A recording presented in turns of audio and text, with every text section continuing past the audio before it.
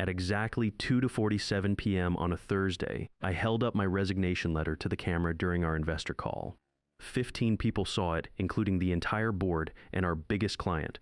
The company lawyer's face went white, and he leaned forward toward his microphone. "Bob, please tell me you're not doing what I think you're doing," but I was. 25 years with Pinnacle Industries, and it came down to this moment.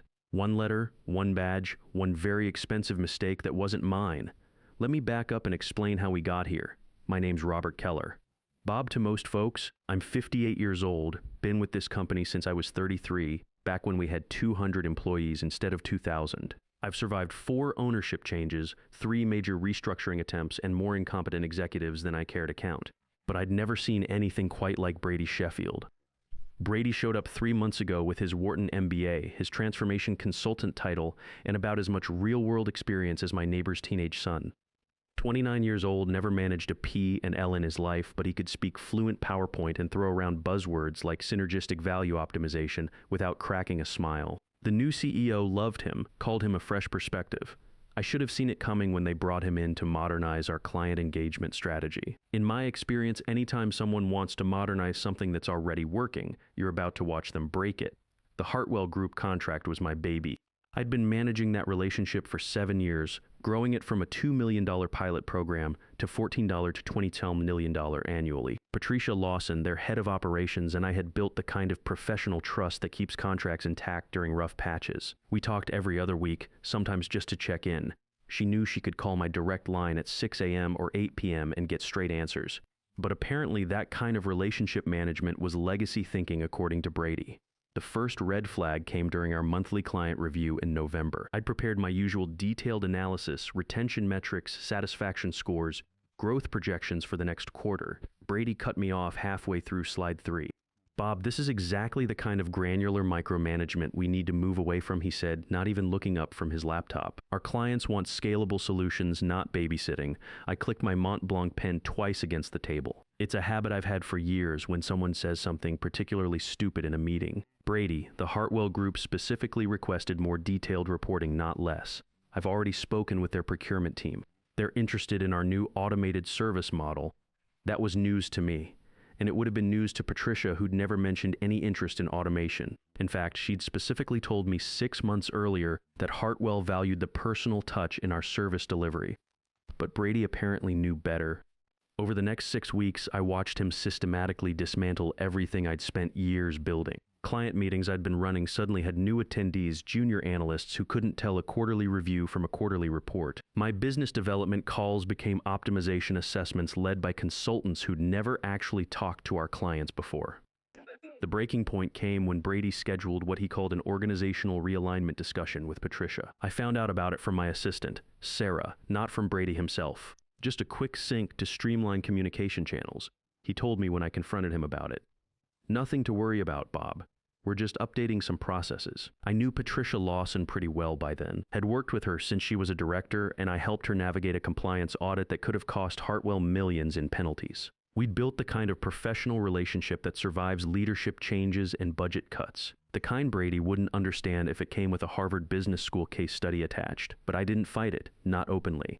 Instead, I did what I'd always done when dealing with corporate nonsense. I documented everything. Every email I wasn't copied on. Every meeting invite that mysteriously disappeared from my calendar. Every client interaction that got streamlined around me. I kept it all in a folder labeled succession planning. Because here's the thing about institutional knowledge, it's only valuable if the institution recognizes it has value. And increasingly, Pinnacle was making it clear that my 25 years of experience was considered more liability than asset.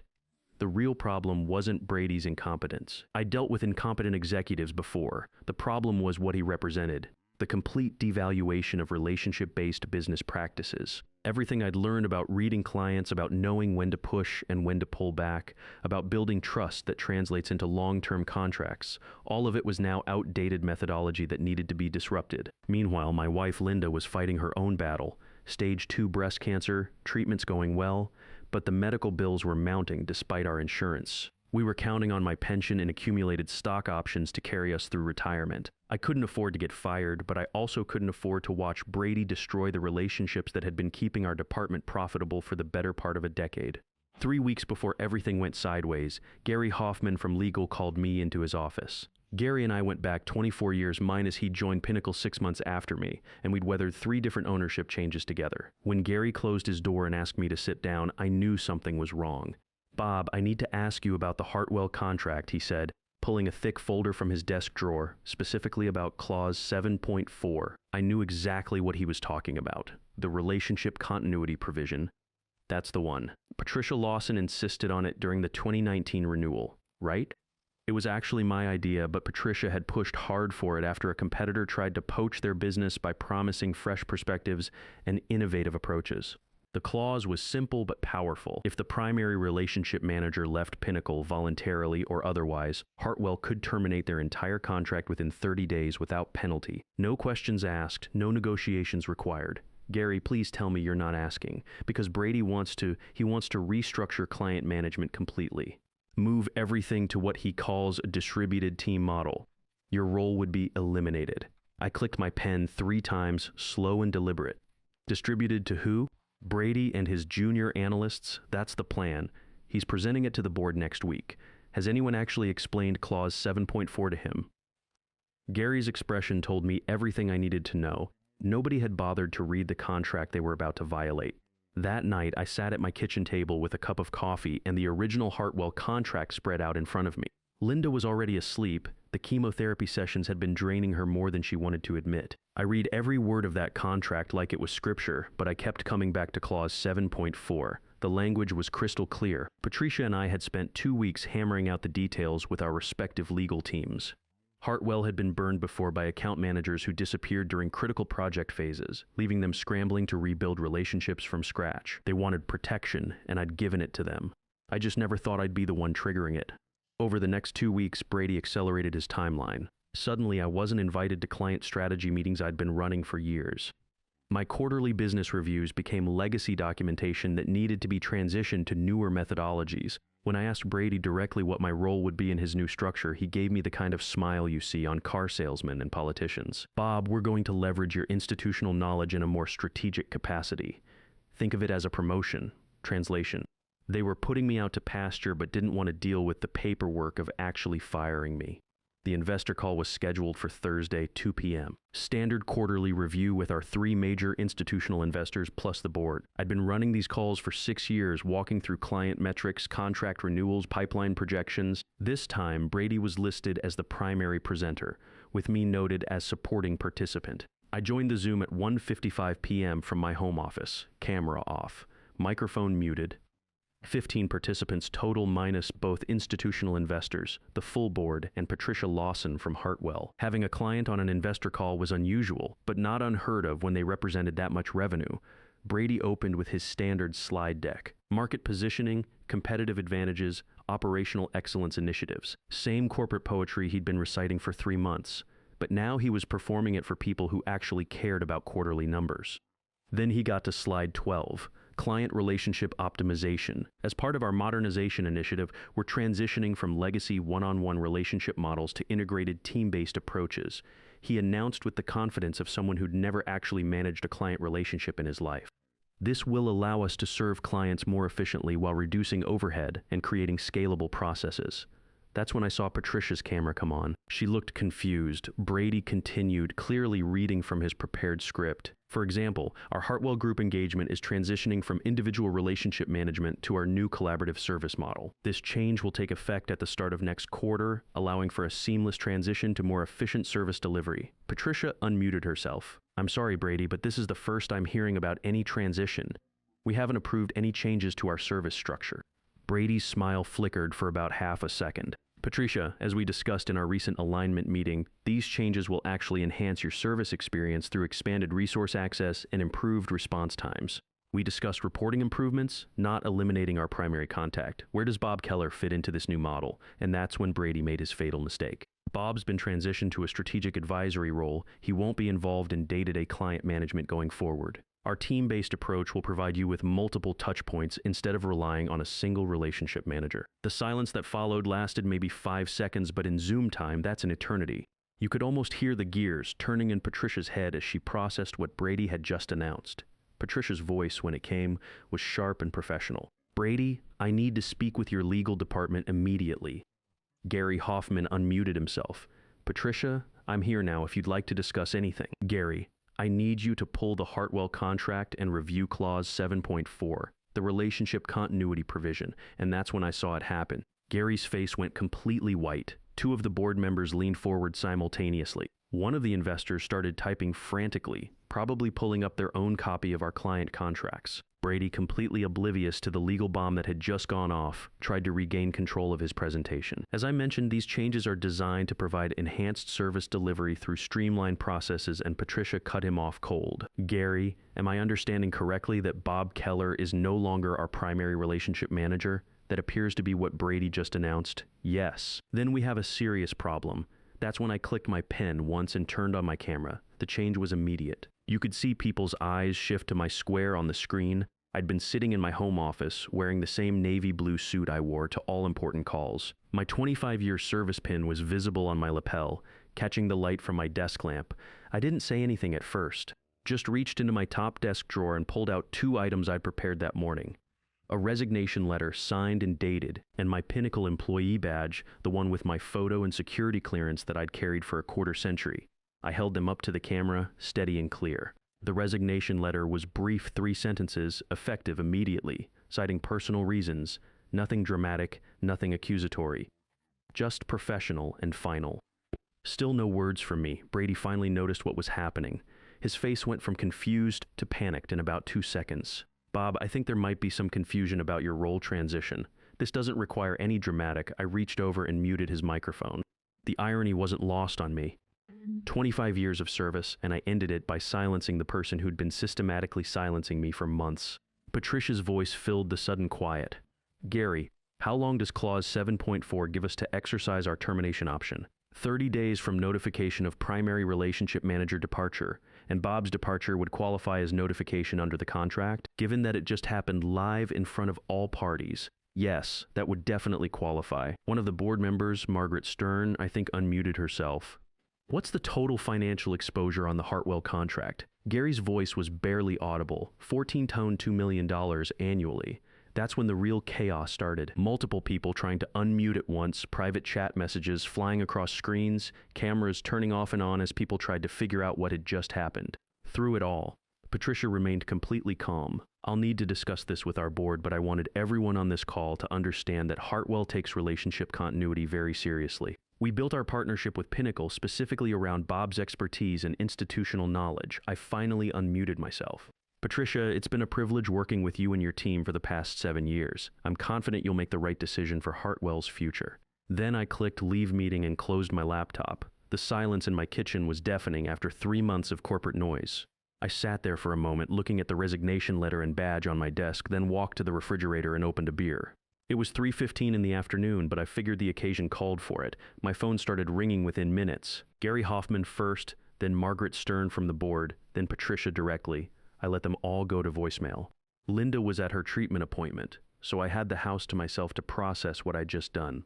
The first voicemail was from Gary. Bob, please call me back immediately. We need to discuss options. The second was from Margaret. Bob, this is Margaret Stern. I think we may have had a miscommunication about your role transition. Please call me. The third was from Patricia. Bob, I wanted you to hear this directly from me. We'll be exercising clause 7.4. It's nothing personal. It's purely about contract compliance. Call me when you get this. I deleted all 3 messages and turned off my phone. Linda got home around 5 p.m., tired but in good spirits. The treatment was working, and her oncologist was optimistic about her prognosis. I made her a cup of tea, and we sat on the back porch while I explained what had happened. You resigned? She asked, not accusatory, just clarifying. I resigned. During a meeting with the board and investors, and our biggest client. And this client can cancel their contract because you resigned? They can, and they will. Linda was quiet for a long moment, processing. You feel good about this? I clicked my pen twice. I feel good about not having to watch Brady destroy everything I spent 25 years building. I feel good about not having to pretend that experience doesn't matter. And I feel good about showing them exactly what institutional knowledge is worth. What about your pension? The stock options? I'm vested. The pension doesn't disappear because I resigned. And honestly, after watching what Brady was doing to our client relationships, I'm not sure those stock options were going to be worth much anyway. The Hartwell termination notice arrived by email at 8:42 p.m. Formal PDF signed by their general counsel, citing Clause 7.4 and effective in 30 days per contract terms. 14.2 million in annual revenue, gone with a few mouse clicks. By the time Linda and I finished dinner, word was already spreading through the industry. My LinkedIn profile had 47 new connection requests, including messages from 3 different consulting firms and 2 former colleagues who'd left Pinnacle years earlier. The message that made me smile came from Patricia herself. Bob, we never wanted to leave Pinnacle. We just wanted to keep working with professionals who understood our business. When you're ready to talk, call me. I poured myself another beer and started reading through the consulting opportunities. For the first time in months, the future looked interesting. The next morning, I woke up to 23 missed calls and 67 unread emails. Word travels fast in the corporate world, especially when someone brings down a $14 million contract during a live investor call. The first call I returned was from Patricia. She answered on the second ring. Bob, I hope you know this wasn't personal, she said without preamble. But we couldn't ignore what just happened. I understand completely. You're protecting Hartwell's interests, just like you should. The board met last night. We're exercising Clause 7.4, but we want you to know the door's open if you land somewhere that can serve our needs. I appreciate that, Patricia, more than you know. The second call was from Tony Castellanos, a guy I'd worked with 15 years ago who now ran his own consulting firm. Bob, I saw what happened yesterday. Half the industry's talking about it. You available for lunch? By noon, I had 3 firm job offers and 2 more companies asking for preliminary discussions. The consulting world is smaller than people think, and my little Zoom performance had made the rounds. One firm offered me a senior partner track with full benefits and equity participation. Another wanted me to head up their client retention division. But the call that made me smile came from Sarah Martinez, CEO of a mid-sized firm called Nexus Partners. Bob, I've got a proposal for you. We're small, we're growing, and we need someone who knows how to build relationships that last. Interested in starting your own division? Meanwhile, Pinnacle was imploding. Gary Hoffman called me around 2 p.m., sounding like he hadn't slept. Bob, the board's in emergency session. They want to know if there's any way to salvage this. What's to salvage? Brady got what he wanted, modernized client management. Brady's been terminated. I wasn't surprised when. This morning, security walked him out at 9 a.m., and the Hartwell contract. Gone. Patricia's team submitted formal termination paperwork this morning. 30-day notice exactly as specified in Clause 7.4. Gary, you want some advice? Next time someone wants to restructure client relationships, maybe read the actual contracts first. The silence stretched for about 10 seconds. The board would like to discuss bringing you back. Different role, better compensation. I'm not interested, Bob. Please, we're talking about a lot of money here. Gary, I spent 25 years building those relationships. Not the company me. Patricia Lawson trusts me, not Pinnacle Industries. Janae Hartwell knows my voice when I call, not your company's automated phone system. That's what Brady never understood, and apparently what your board doesn't understand either. I hung up and called Sarah Martinez back. The Nexus Partners offer was straightforward. Senior partner, equity stake, full autonomy to build a client services division from scratch. No corporate oversight, no transformation consultants, no PowerPoint presentations about synergistic value optimization. Just me, my Rolodex, and the kind of relationship building that actually keeps clients happy. I signed the contract that afternoon. Within 2 weeks, Patricia Lawson had moved Hartwell's business to Nexus Partners. Not the whole contract. That would have taken months of legal work, but a significant pilot program worth $3.2 million annually. 2 other former Pinnacle clients followed within the month. The best part wasn't the money, though the money was good. The best part was walking into my new office and seeing my name on the door, Robert Keller, Senior Partner, Client Relations. No bullshit title, no corporate doublespeak. Just exactly what I did and who I was. Brady Sheffield's LinkedIn profile disappeared about 6 weeks later. Word was he'd taken a position with a startup in Austin, probably telling them all about his experience modernizing legacy business practices. Good luck to them. The story became something of a legend in our industry. People started calling it the Keller Clause, any contract provision that protects clients from arbitrary account management changes. I got invited to speak at 3 different conferences about relationship-based business practices. Turns out there were a lot of executives who were tired of watching consultants destroy functioning systems in the name of optimization.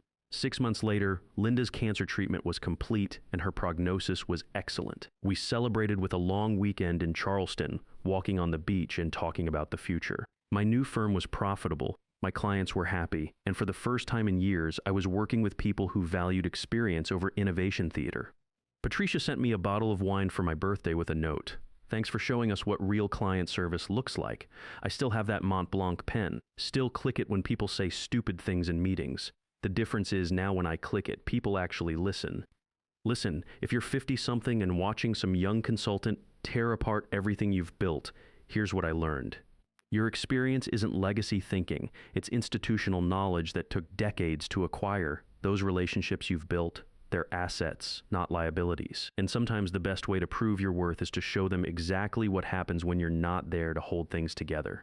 Don't let anyone convince you that experience doesn't matter. In a world full of transformation consultants and disruption specialists, the ability to build trust and maintain relationships is more valuable than ever. Know your worth, document everything, and never be afraid to walk away from people who don't appreciate what you bring to the table.